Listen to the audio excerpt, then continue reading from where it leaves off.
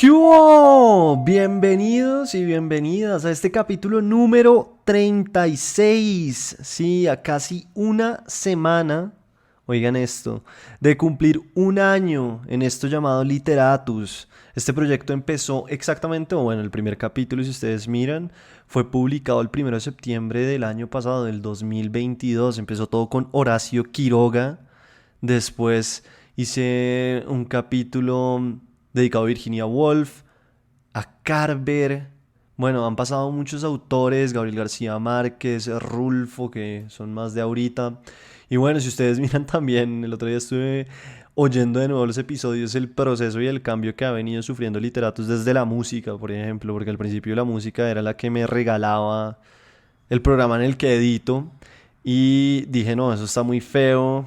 Y cogí una organeta que tenían mis papás, me la traje a la casa y compuse la canción que ustedes oyen todos los días en Literatus. Y bueno, que funcionó tan bien. El caso es que sí, estuve oyendo y ha habido un cambio muy interesante. Y nada, quería agradecerles a todos y todas las que oyen este podcast y me escriben por Spotify, por Instagram, por Twitter, por mail. Muchísimas, muchísimas gracias.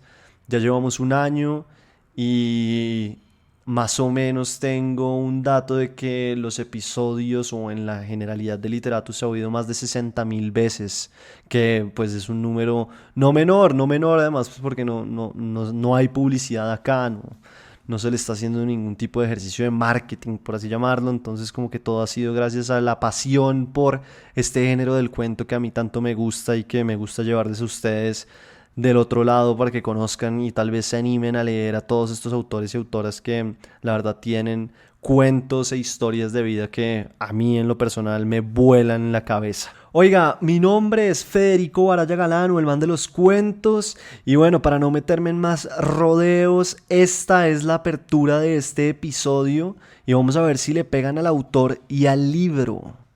Constituía un placer especial ver las cosas consumidas, ver los objetos ennegrecidos y cambiados. Con la punta de bronce del soplete en sus puños, con aquella gigantesca serpiente escupiendo su petróleo venenoso sobre el mundo, la sangre le latía en la cabeza y sus manos eran las de un fantástico director tocando todas las sinfonías del fuego y de las llamas para destruir los guiñapos y ruinas de la historia. Con su casco simbólico en que aparecía grabado el número 451, bien plantado sobre su imposible cabeza, y sus ojos convertidos en una llama anaranjada ante el pensamiento de lo que iba a ocurrir. Encendió el deflagrador, y la casa quedó rodeada por un fuego devorador que inflamó el cielo del atardecer con colores rojos, amarillos y negros. El hombre avanzó entre un enjambre de luciérnagas. Quería, por encima de todo, como en el antiguo juego, empujar a un malvavisco hacia la hoguera, en tanto que los libros, semejantes a palomas, aleteantes, morían en el porche y el jardín de la casa, en tanto que los libros se elevaban convertidos en torbellinos incandescentes y eran aventados por un aire que el incendio ennegrecía. Esa es la apertura de esta semana, entonces ya saben, pues pueden dejármelo en Spotify o escribirme por Twitter, por Instagram, por donde quieran. ¿Quién escribió esa apertura y a qué libro, a qué novela pertenece? Oiga, el tiempo va muy rápido, después de contarles que ya se va a cumplir un año del inicio de Literatus, y también porque, bueno, anduve de vacaciones unos días, por eso también es que hasta ahora vuelvo con episodio, después de la entrevista increíble y fantástica con Magela Buduan, no por las preguntas, sino por las respuestas que ella dio, que si usted no ha oído, pues nada, se la recomiendo, sobre todo si tiene como interés de conocer un poco más sobre la técnica y la teoría del cuento, ¿no? Como que el cuento no es tan sencillo de hacerse como muchas veces se cree. Y es esa pregunta, ¿no? ¿Cómo se hace la salchicha, por así decirlo? Pero acá es cómo se hace el cuento. Y esa entrevista está buenísima, entonces para que la oiga. Pero bueno, después de publicar esa entrevista, hoy vuelvo con capítulo, con episodio. Y el de hoy está más que tremendo. Llevaba mucho tiempo como aplazando este autor. Y sí, pues es que está enfocado en uno de los autores más fotografiados de la historia. No tengo dudas, aunque tampoco tengo evidencias, pero no, de verdad creo que sí, es como de esos autores que se fotografió mucho en su época y que es muy icónico por la forma en que se vestía, por la forma en que hablaba, por la forma en que vivía. Y bueno, es un escritor de libros de periodismo y de ficción, es escritor de cuentos, de artículos, de perfiles, escritor que además dicen se inventó un nuevo género, escritor que está obsesionado con la fama, con el dinero, con la escritura y claro, con los lujos. Hablo de Truman Capote.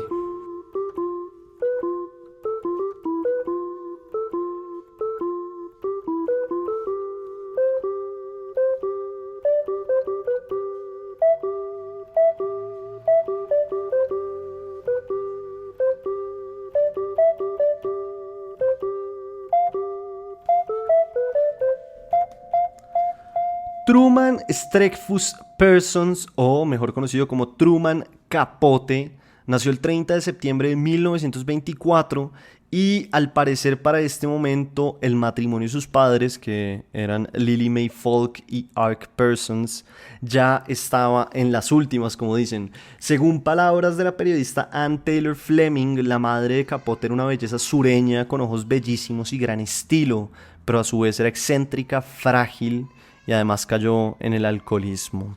Cuenta la historia que la madre de Capote se conoció con el padre del escritor cuando ella tenía 17 años y fue en un pueblo en Alabama. Al poco tiempo igual empezaron las turbulencias en el matrimonio, como les digo, por el nacimiento de Truman Capote, pero también simplemente cuando se casaron y empezaron a vivir juntos se dieron cuenta que no estaban hechos el uno para el otro, sí, simplemente no se soportaban. Pero también hay más cosas detrás de esto, hay que sumarle el hecho de que el padre de Capote era un vendedor que vivía en la carretera y pues Lily Falk quería más que eso, entonces como que de alguna u otra forma eso la llevó a tener amantes de una noche y alguno que otra infidelidad. Y pues claro, este estilo de vida afectó de forma directa a Truman Capote. ¿Por qué? Podrá preguntarse usted, oyente de Literatus. Y pues además de lo obvio que pues, es ver a su madre en esas andanzas, lo otro que lo afectó profundamente del matrimonio de sus padres es que el estilo de vida de ellos no tenía espacio ni tiempo para un niño. Entonces Capote o estaba con una niñera o lo dejaban encerrado en cuartos de casas o de hoteles, porque al parecer como que andaban mucho en hoteles, y esto ya adulto, el escritor dice que lo marcó de forma definitiva y lo llevó a tener traumas, por ejemplo, de que lo dejen encerrado, de que lo dejaran encerrado en lugares, y también de que lo abandonaran, sobre todo en temas así como amigos o parejas. Tenía mucho miedo de que lo abandonaran. Además, contó que sí, cuando lo dejaban encerrado solía magullarse las manos y las uñas intentando abrir las puertas. Esto es una cita directa. Dice, tenía un intenso temor de ser abandonado y recuerdo que básicamente toda mi niñez la viví en un estado constante de tensión y miedo. Bueno, ahí les dejo esa frase Capote para que entendamos un poco su infancia. El caso es que en 1930 finalmente los padres abandonan a Truman Capote. Tal vez eso sonó muy fatalista, no se me indignen aún, porque la realidad es que después la madre vuelve a vivir con él. Pero en ese año, 1930, al escritor lo dejan con familiares de la madre de Lily Mae Falk, que eran 3 señoras viejas y un hermano, y quienes convivían con 2 personas que ayudaban en la casa, 2 afroamericanos. Y ustedes creerán que yo les cuento esto porque a mí me gusta mucho el chisme o lo que fuere, pero es que estos contrastes que empieza a ver y a vivir Capote después serían parte fundamental de su obra y de su personalidad. Él siempre se consideró un extranjero, un extraño y lo utilizó a su favor. Además, en ese tiempo conoció a la que después sería la enorme escritora Harper Lee, que escribió How to Kill a Mockingbird y que, según la película de Capote, creo que así se llama, en la que actúa Philip Seymour Hoffman, en un rol que es impresionante, pues él es Truman Capote. Lo que dice en esa película es que Harper Lee acompañó a Capote al principio del pueblo donde sucedieron los hechos de In Cold Blood, que es uno de los libros más famosos que tiene el autor. Pero bueno, ya llegaremos allá, no me adelanto porque me emociono mucho hablando de Truman Capote y se me va todo al garete. Oiga, después de un tiempo en el que pues, Truman Capote vivió con la familia de la madre y en el que la madre iba y venía a visitarlo, y Capote aprendía así a vivir sin ella, un día regresó por él para llevárselo a vivir a Nueva York con su nuevo esposo cubano que se llamaba Joe Capote. Dicen que esta decisión de la madre fue porque después de intentar quedar embarazada muchas veces le fue imposible y ante la realidad de que su único hijo iba a ser el que ella había abandonado, pues claro, no le quedó más opción que ir por él y recuperarlo. Entonces claro, se lo imaginan bien, Truman Capote coge el apellido del nuevo esposo de su madre, una decisión que a mí me parece acertadísima, pues porque el nombre se convirtió muy icónico, ¿no? Truman Capote. Distinto hubiera sido si se hubiera quedado con Truman Streckfus Persons, como que no suena tan bien como Truman Capote. El caso es que él llega a Nueva York, se va a Manhattan, a la Gran Manzana, imagínense, y el autor dijo, listo, esta nueva etapa de mi vida la voy a llamar felicidad. Hay que entender que Nueva York y Manhattan es una ciudad muy importante en la obra y en el estilo de vida y en la personalidad de Truman Capote más adelante. Porque representa también lo que él quería en la vida, que era ser millonario, tener lujos, glamour, vivir en las fiestas, conocer a las personas importantes. El caso es que él llega a Nueva York pensando que esta nueva etapa de su vida va a ser la felicidad y, como dicen en inglés, little did he know, porque apenas llegó, la solución de su madre fue mandarlo a un internado y ese nuevo abandono le causó estragos como caminar dormido y tener ataques de histeria. A esto hay que sumarle que Capote también desde muy pequeño tuvo unas maneras de hablar y de comportarse particulares, sobre todo para esa época, y eso llamaba mucho la atención. Pues claro, Truman Capote supo desde muy pequeño que él era homosexual, que él era gay. Y nunca lo escondió, él siempre supo que quería ser escritor y que quería ser un escritor gay, no tenía ningún problema con eso, no veía y no tuvo en ningún momento que esconderlo, como que lo utilizó a su favor y contó también con la habilidad de saber contar historias y como que todo eso le funcionó para no tener que esconderse, como ser muy frentero con eso, o eso al menos es lo que se cuenta. En sus textos autobiográficos, Capote cuenta que así como los niños llegaban a casa a estudiar violín, piano, deportes, él desde los 8 años empezó a escribir. Dice que escribía 3 horas diarias y que esa era su manera de practicar. Y que él sabía que iba a ser escritor, él lo tenía muy claro y que se tomaba tan en serio la escritura que él escribía por practicar, por ensayar, por aprender y no pensaba nunca como, uy, esto tengo que mostrárselo a un profesor o esto tengo que mostrárselo a alguien para que me diga cómo voy, sino que él sabía que esto era solo práctica para después ser, sí, el mejor escritor posible.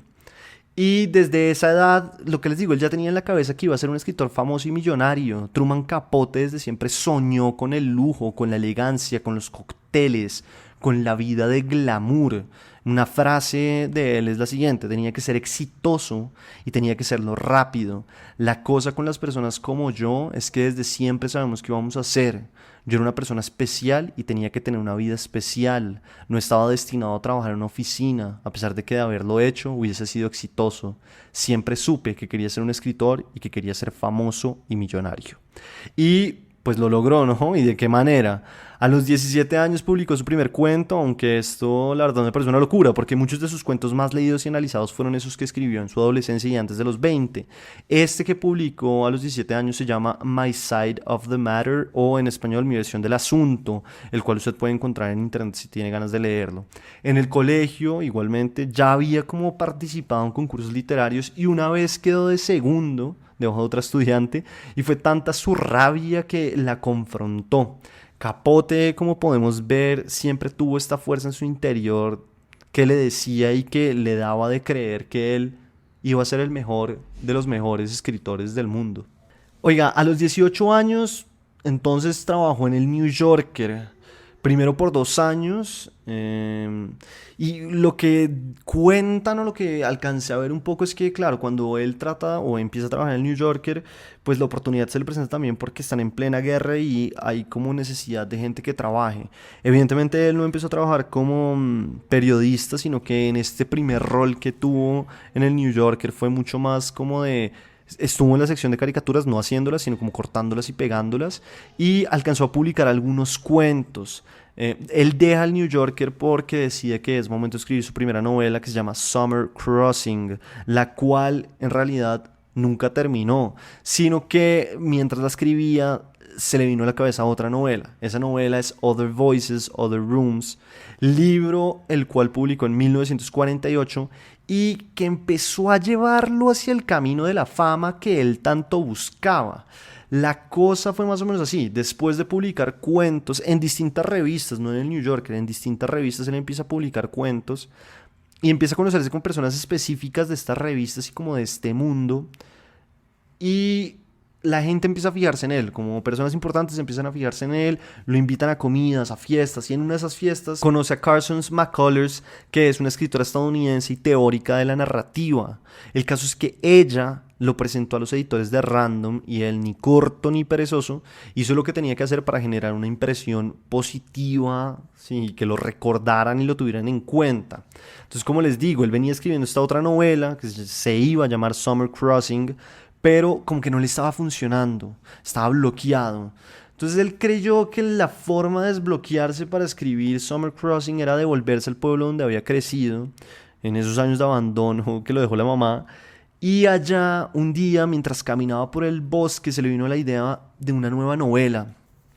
Y lo que contó en su momento Truman Capote es que corrió hasta la casa, se encerró en el cuarto y escribió hasta que la terminó. Ese libro tuvo de todo, desde buenos comentarios por su prosa que es, sí, limpia, sencilla o clara, metafórica también, y por los temas que tocaba, que eran un poco oscuros, pues sí, como que se habló mucho de la novela. Sin embargo, eso no fue lo que más llamó la atención de la gente y lo que lo llevó de una u otra manera a volverse más famoso, sino que lo que de verdad dio el golpe sobre la mesa fue la foto que acompaña el libro, que acompañaba el libro. Ustedes la pueden encontrar en Google, en la cual el autor sale como recostado en un sofá y tiene este aire como de seductor. Yo no sé, o sea, búsquenla ustedes y díganme qué les parece. A mí me pareció una foto curiosa.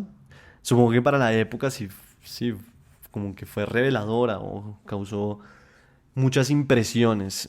Al respecto de esa foto, un amigo del autor dijo que lo que Capote más quería en la vida era ser, oigan esto, una mujer de belleza. Después Capote diría que la foto fue un error, aunque hoy en día se sabe que fue todo menos un error porque el autor sabía muy bien que todos sus detalles y que las fotografías eran muy importantes para el mercadeo de los libros.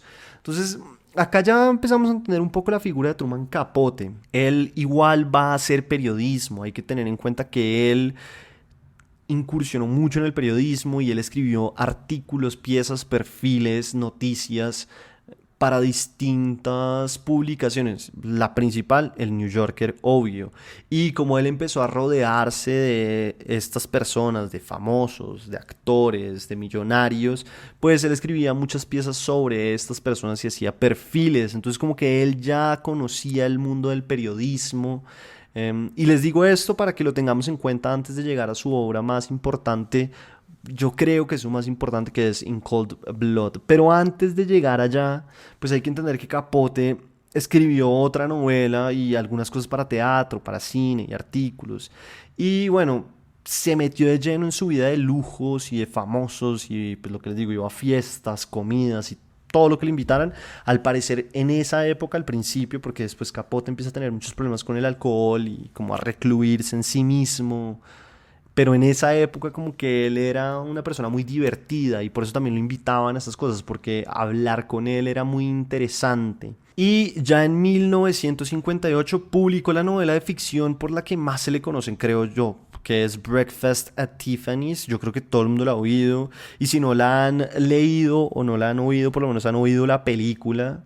Y además ahí creo este personaje que es inolvidable, que seguro también lo han oído, que es Holly Golightly, y ella es, si uno encuentra como que es la fusión entre las mujeres con las que ahora pues, andaba y parchaba, de ese mundo de clase alta, de champaña, de fiesta, de comidas diarias, y a la vez es como el imaginario de su madre que Truman Capote tenía. Ahora, imagínense ustedes publicar un libro y que el otro autor que está de moda, que es más o menos su rival, diga que usted es el escritor más perfecto de su generación, que escribe palabra por palabra las oraciones más balanceadas y rítmicas posibles y que no cambiaría una sola sílaba de ese libro que usted acaba de publicar. Imagínense que dijeran eso. Bueno, algo así fue lo que sucedió con Truman Capote y Norman Mailer, que era el otro escritor del momento. Y Norman Mailer dijo esas palabras que les acabo de leer sobre Breakfast at Tiffany's. Una nota, ¿no? Increíble. Pues la verdad es que sí. O sea, Truman Capote estaba generando una impresión muy poderosa gracias a su escritura. Pero todavía no había llegado lo mejor de él, que estaba por venir. Y esto me trae a In Cold Blood, que es como su libro, sí, yo creo que es el libro icónico por el que todo el mundo conoce a Truman Capote. Pero antes de entrar de lleno a In Cold Blood, tenemos que hablar de la non-fiction.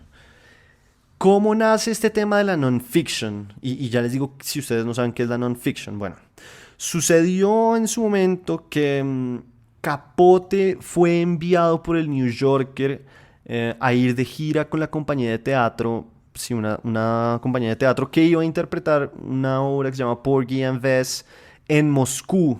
Entonces el New Yorker lo manda para que escriba una pieza y para que cuente qué fue lo que sucedió allá.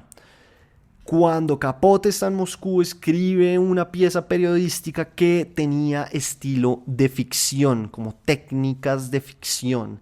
Y ahí a Capote como que se le ocurre eso de hacer una novela que no es novela, lo cual es como escribir una novela de hechos reales, pero aplicándole el estilo de la ficción. Y sobre esto él dijo que quería producir una novela periodística que fuera de una escala mayor, que tuviera la credibilidad de una película, la profundidad y libertad de la prosa y la precisión de la poesía.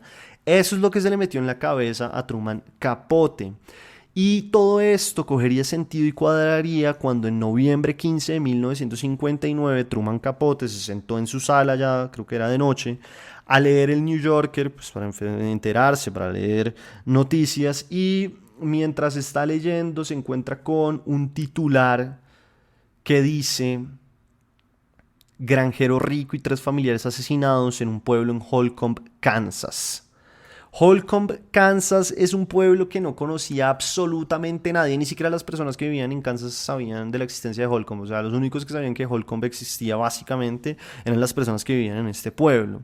Entonces, cuando Truman Capote lee este titular y con un muy buen olfato periodístico, el man dice: yo tengo que ir a ver qué pasó, me voy a ir a ese pueblo. Y llama al New Yorker y les dice: oiga, tengo un nuevo artículo que quiero hacer y es sobre este asesinato. Entonces, ¿qué pasa? Capote se va hasta este pueblo, hasta Holcomb, con la intención que les digo de escribir el artículo para el New Yorker, el cual se iba a preguntar o iba a desarrollarse alrededor de cómo un pueblo, este pueblo en específico, podía o iba a convivir y a superar o a seguir su vida con este asesinato, con el hecho del asesinato que había sucedido. Y como les dije al principio en la película titulada Capote, que actúa Philip Seymour Hoffman, la persona que lo acompaña en ese primer momento al pueblo es nada más ni nada menos que la escritora Harper Lee. ¿Y qué pasó? Truman Capote empieza a investigar el asesinato. Tiene acceso a las fotos de a las personas que asesinaron, a la familia. Y en esas fotos él encuentra algo que le llama mucho la atención, y es que es como que los asesinos habían tomado el tiempo de acomodar los cuerpos para que estuvieran un poco más cómodos. Entonces, obviamente eran imágenes grotescas en las que, no sé, le habían pegado un shotgunazo, como dicen en español, un changonazo en la cara a uno de los familiares, pero lo curioso era que le habían puesto igual por debajo la almohada para que la cabeza descansara. Entonces como que Truman Capote ya empieza a hacerse muchas preguntas y como que no entiende muy bien por qué está sucediendo eso. Y ahí todavía no se sabe quiénes habían sido los asesinos. Pero al poco tiempo se conoció que los asesinos habían sido Perry Smith y Dick Hickok. Y cuando Truman Capote conoce sobre todo a Perry Smith, se da cuenta o cae en la cuenta de que ahí, en ese asesinato, hay una historia mucho más grande que simplemente un artículo.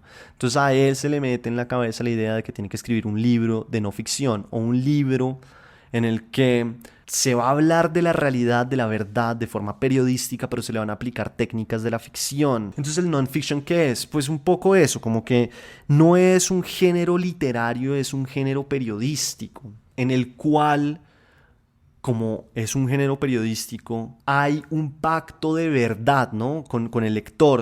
O sea, cuando uno lee non-fiction, la primera premisa es: todo lo que le voy a contar sucedió, sin que yo se los tenga que decir. Simplemente uno lo da por hecho porque es que es periodismo. Lo que pasa es que, a pesar de que todo esto sucedió, le voy a meter técnicas narrativas de la ficción, que es lo que hizo en su momento Truman Capote, y es lo que dicen que él se inventó, ¿no? Que él se inventó esta etiqueta o este género del non-fiction. También hay muchas personas que saben mucho de estos temas que dicen que, pues nada, eso simplemente fue una etiqueta de marketing porque el non-fiction existía desde hacía mucho tiempo. Hay algunos que se atreven a decir que hasta el mismo infierno de Dante es una forma de non-fiction. El caso es que así nace In Cold Blood, un libro que le costó a Truman Capote 6 años para escribir. Y lo que les digo, se convirtió en una de las obras que cambió muchas cosas, porque se inventó esto del non-fiction, o no se lo inventó, bueno, pero fue como el que puso esa etiqueta. Y también se convirtió como en ese libro que en las escuelas de periodismo hay que leer, aunque es curioso porque yo estudié periodismo y yo no me acuerdo que me hubieran puesto a leer In Cold Blood de Truman Capote. En realidad yo leí ese libro en el colegio porque una profesora de inglés me lo recomendó por eso mismo, porque como que era muy extraño que fuera periodismo, pero fuera narrativa o sí, como con técnicas de ficción. Y ese libro Truman Capote le cambió la vida para siempre. Por muchas razones, porque primero su fama llegó a todos lados, o sea, ese fue el trampolín para volverse verdad famoso, famoso y millonario, millonario. Y también porque después de ese libro como que se le secó la tinta de alguna manera, como que esa fue su cúspide y no hubo mucho más. Después él intentaría escribir un libro en el que iba o revela la intimidad de muchos famosos y millonarios, y eso a él le causó muchos problemas porque la gente pues evidentemente dejó de ser su amiga, pues porque se sintió como traicionada en su intimidad. Pero In Cold Blood fue ese libro que definitivamente a él lo llevó a la fama absoluta. Y el libro también es muy famoso porque el chisme o el cotilleo, lo que se dice es que de alguna u otra manera Truman Capote se enamoró de Perry Smith, que pues era uno de los dos asesinos de la familia. Y en el libro pues él trata de explorar un poco como la dualidad de estos dos mundos, ¿no? El mundo de estos asesinos con este mundo de personas totalmente millonarias y qué pasa cuando esos dos mundos se juntan. Y también lo que pasa con Perry Smith es que impactó de forma profunda a Truman Capote porque Perry Smith, a pesar de ser un asesino, no sé, como que Truman Capote sentía que era una persona profunda, y tienen esta relación algo extraña, y así es que Perry Smith empieza a contarle como qué fue lo que sucedió y finalmente, esto no es un spoiler, espero que no se lo tomen así, pues porque al final es como... Todo el mundo sabe eso, ¿no? Pues al final a ellos los matan, a Perry Smith y a Dick Hickok los matan, los ahorcan. Es más, hay una entrevista de Truman Capote hablando que él fue a ver y él dice que una persona, no importa cuánto odio tenga o lo que fuere por el asesino o la persona que está acusada, si está presente en uno de esos actos en los que cuelgan a alguien, seguramente desde ahí en adelante estaría en contra de la pena de muerte porque es una escena muy horrible, es lo que dice Truman Capote en esa entrevista. Eso es In Cold Blood, lo que les digo, el cambio estuvo también un poco en meterle técnicas de ficción a un libro periodístico. Y como les decía, fue tanta la fama que le dio In Cold Blood a Truman Capote, es decir, no se ganó un Pulitzer, no se ganó estos premios importantes, a pesar de que él estaba convencido de que se los debía haber ganado. No se los ganó, pero la fama sí le llegó ahora sí a borbotones por todos lados. Todo el mundo sabía quién era Truman Capote. In Cold Blood fue un best seller de la época que lo llenó de contratos importantes. Y si ya salía en televisión, si ya hacía cosas como con gente famosa y con gente muy millonaria, pues después de In Cold Blood la situación fue exponencial. Tanto así que en 1966 Truman Capote organiza una de las fiestas más grandes que se han conocido en la historia de la humanidad, una cosa así súper loca. Bueno, o al menos eso era lo que decían los periódicos de la época, que la catalogaron de verdad como la fiesta del siglo. ¿De qué fiesta estoy hablando? Bueno, de la Black and White Ball, la cual llevó a cabo en el Plaza, o sea, imagínense. Y básicamente, si usted no estaba en la lista de invitados de esa fiesta, era porque usted era un don nadie. O había sido alguien importante, pero ya no lo era, o ya no tenía plata, o ya nadie quería hablar con usted. Y la gente estaba totalmente enloquecida, pues buscando maneras de que le invitaran o los invitaran. Todo el mundo quería estar en esa fiesta, pues porque claro, era una fiesta de estatus social, ¿no? ¿Quién soy y dónde estoy? Vinieron personas desde otros países, estuvo Andy Warhol, estuvo Mia Farrow, estuvo el mismísimo Frank Sinatra, estuvo Oscar de la Renta, mejor dicho, allá estaba toda la opulencia posible. ¿Usted qué? ¿Le hubiera gustado que lo invitaran? Yo creo que a mí no me hubiera gustado mucho ir a esa fiesta, porque me parece que tal vez ya era demasiado y esos planes no me llaman tanto la atención, pero ¿usted qué cree? ¿A usted le hubiera gustado? ¿Le hubiera gustado estar en esa fiesta con Truman Capote y todas estas personas famosas. Y bueno, pues la fiesta fue una locura, ¿no? Sirvieron la comida, o es lo que cuentan, sirvieron la comida pasada a las 12 de la mañana, o sí, como de la noche. Y era pasta, oigan, eso era pasta con albóndigas, huevos revueltos, salchichas, galletas, pasteles y pollo. El concepto además era que todos los invitados tenían que ir de blanco o negro y tenían que llevar máscaras que solo se podían quitar pasadas las 12 de la noche o iniciada la madrugada. Y el único que estaba sin máscara fue pues nada más ni nada menos que Truman Capote. ¿Por qué? Pues porque él decía que todos los días andaba con máscara, entonces que para qué ponerse una. Pero bueno, de esa vida de excesos y alcohol quedó poco, lo que les digo. Después empezó a escribir lo que él creía era su siguiente obra maestra y se iba a llamar Answered Prayers, pero solo alcanzó a escribir un pedazo, el cual creo, si no estoy mal, que se publicó en Esquire y eso fue lo que terminó de dañar la obra maestra o la novela que venía, porque ese capítulo sirvió para mostrar más o menos a qué iba esa novela, a qué iba esa obra y lo que estaba haciendo Truman Capote era darnos entrada de alguna manera a ese mundo opulente y a ese mundo de famosos y a ese mundo de plata y de ricos. Y lo que sucedió después de que la gente leyó ese primer capítulo fue que Truman Capote perdió a casi todos sus amigos de ese mundo porque pues se sentían así como que estaban violando su intimidad, sus secretos. Muchas de sus amigas pues que le contaban las cosas vieron dentro del texto que escribió Truman Capote o dentro del capítulo que se estaba contando lo que ellas le habían contado. Y es lo que hablamos siempre, ¿no? Y lo que se ha hablado mucho en literatura, la literatura y la escritura y la ficción parte de lo que vivimos. El mismo caso de A Sangre Fría o In Cold Blood. Truman Capote va al lugar y encuentra también una historia muy apasionante por lo que ve en el asesino, en Perry Smith. Entonces también desde ahí parte desde su realidad y este libro era eso, ¿no? Y está abriendo las puertas a un mundo que está vedado, que está prohibido. Y bueno, pues él cometió ese crimen y lo que hicieron fue simplemente, como se dice coloquialmente acá, abrirlo del parche. Y ya ahí Truman Capote también venía en descenso, le estaba clavando duro al alcohol y a las drogas. Em, y ya esa sí era como su parte final de la vida. Él después hizo otros libros como Música para Camaleones y sí, como que hizo más cosas, pero la verdad es que él encontró la cúspide de su carrera literaria y de escritura fue con In Cold Blood o A Sangre Fría. Lo cierto es que a los 59 años, en agosto 24 de 1984, Truman Capote murió. Y bueno, el cuento que les traigo hoy se llama Las paredes están frías y los invito a que vean cómo el cuento es una simple escena, pero es una simple escena que encierra muchas preguntas y que nos habla de lo que hemos venido hablando acá en este capítulo, ¿no? Como el choque de dos visiones del mundo. También un poco como este mundo femenino que a él tanto le gustaba explorar.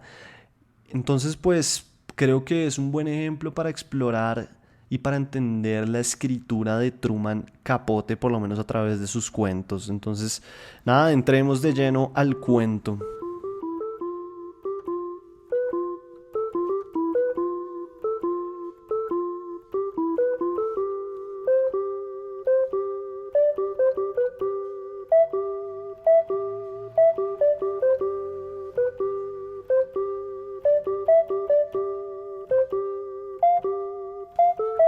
Las paredes están frías por Truman Capote. Así que Grant les ha dicho que vinieran a una fiesta fantástica y, bueno, ha sido así de fácil. La verdad, creo que ha sido una genialidad recogerlos. Solo Dios sabe que podrían resucitarnos de la tumba. La chica que estaba hablando dio unos golpecitos a su cigarrillo para que la ceniza cayera a la alfombrilla persa y miró con aire contrito a su anfitriona. Esta enderezó su traje negro y elegante y frunció los labios, nerviosa. Era muy joven, menuda y perfecta.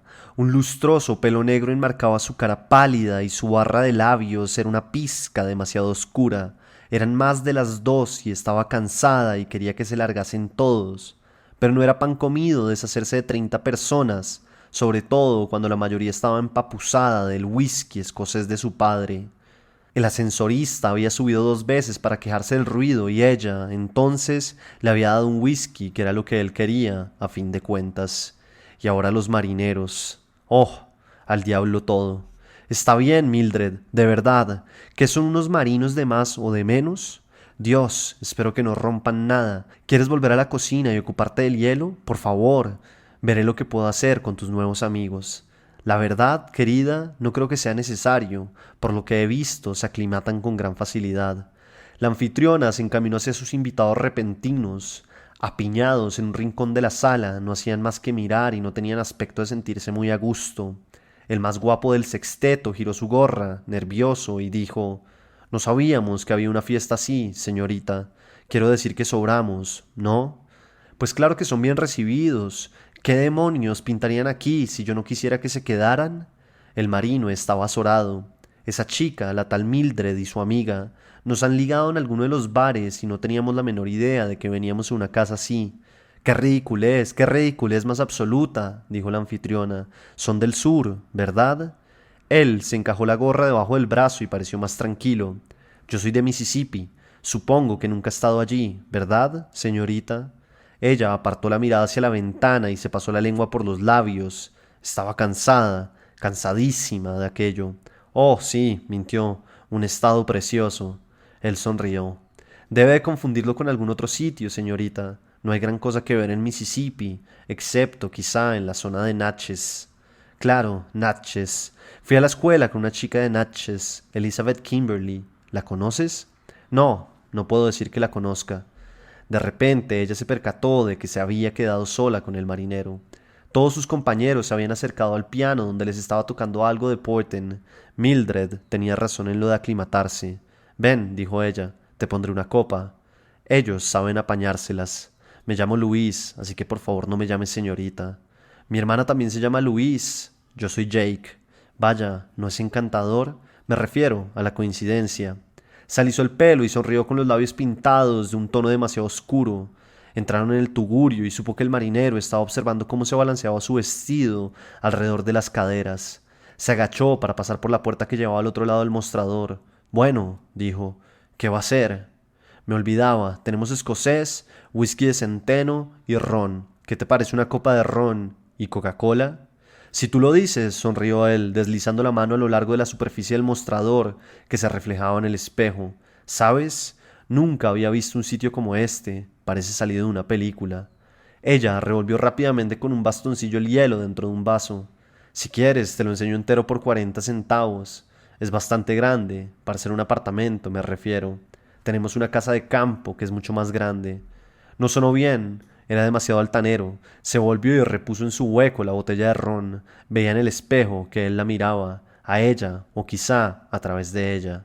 «¿Qué edad tienes?», preguntó él. Ella tuvo que pensarlo un minuto, pensarlo de verdad. Mentía tan continuamente sobre su edad que a veces ella misma olvidaba la verdadera. ¿En qué cambiaban las cosas que él supiera o no su edad? Así que se la dijo: 16. «¿Y nunca te han besado?» Ella se rió, no del tópico, sino de su propia respuesta. O sea, violado. Ella estaba frente a él y vio en su cara sobresalto y después diversión y después algo distinto. «Oh, por lo que más quieras, no me mires así, no soy mala chica».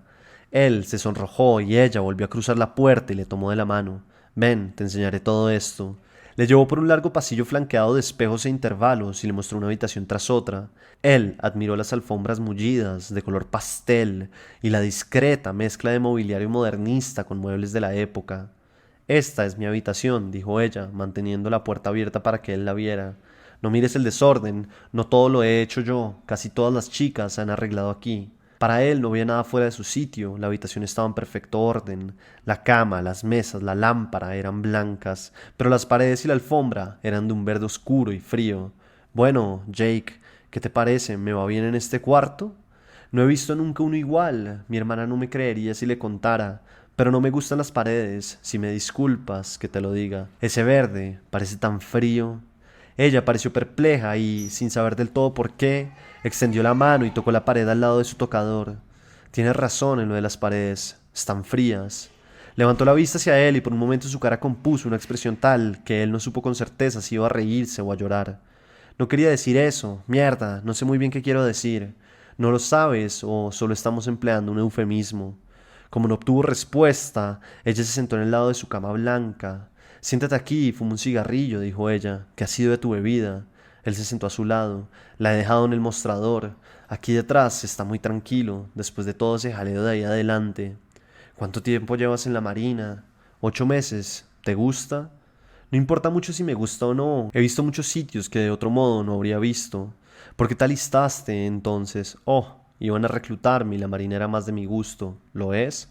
Bueno, te diré, no me acostumbro a este tipo de vida, no me gusta que me mandoneen otros. ¿Y a ti? En lugar de responder, ella se metió un cigarrillo en la boca. Él le sostuvo la cerilla y ella dejó que su mano rozara la de él. La mano de él temblaba y la luz no era muy firme. Ella inhaló y dijo, ¿quieres besarme, verdad? Ella le miró atentamente y vio cómo se extendía lentamente el rubor por su cara. ¿Por qué no lo haces? No eres de esa clase de chicas, me daría miedo besar a una chica como tú. Además, solo me estás tomando del pelo. Ella se rió y expulsó una nube de humo hacia el techo. Ya basta. Lo que dice suena a melodrama barato. De todos modos, ¿qué significa esa clase de chicas? Solo una idea. Que me beses o no es intrascendente. Lo podría explicar, pero ¿para qué? Seguramente acabarás pensando que soy una ninfómana. Ni siquiera sé lo que es eso. Mierda, a eso me refiero. Eres un hombre de verdad, y yo estoy harta de chicos afeminados y débiles como Les. Solo quería saber qué se siente, eso es todo. Él se inclinó hacia ella. Eres una niña rara, dijo, y ella se le echó en los brazos. Él la besó y deslizó la mano por su hombro y le apretó un seno. Ella se volvió y la sentó un empujón violento y él cayó despatarrado sobre la alfombra verde y fría. Ella se levantó, se puso a su lado y los dos se miraron de frente. Eres una basura, dijo ella, y le abofeteó en la cara desconcertada. Abrió la puerta, se detuvo, se alisó el vestido y volvió a la fiesta. Él se quedó sentado en el suelo un momento y luego se levantó y encontró el camino hasta el vestíbulo, y entonces se acordó de que se había dejado la gorra en la habitación blanca. Pero le dio igual, porque lo único que quería era marcharse de allí. La anfitriona miró dentro de la sala e hizo una seña a Mildred de que saliera. Por el amor de Dios, Mildred, saca a esa gente de aquí, esos marineros. ¿Qué se piensan que es esto? ¿La función para la tropa? ¿Qué pasa? ¿Te estaba molestando ese chico? No es más que un campesino ignorante que nunca ha visto nada como esto y al que le ha hecho un efecto raro en la cesera. Es solo un pelmazo insoportable y me duele la cabeza. ¿Quieres sacarlos de aquí, por favor? ¿A todos? Ella asintió y la anfitriona desanduvo el pasillo y entró en la habitación de su madre. Estaba tendida y miraba al Picasso abstracto. Cogió una diminuta almohada de encaje y la apretó contra su cara lo más fuerte que pudo. Iba a dormir allí aquella noche, donde las paredes eran de un rosa pálido y estaban calientes.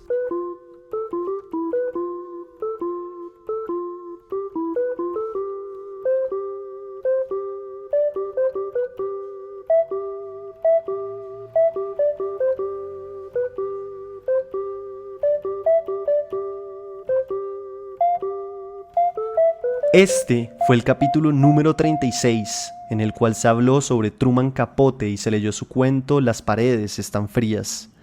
En el episodio pasado, en el cual entrevisté a Magela Buduán, la apertura leída fue La ciudad y los perros de Mario Vargas Llosa.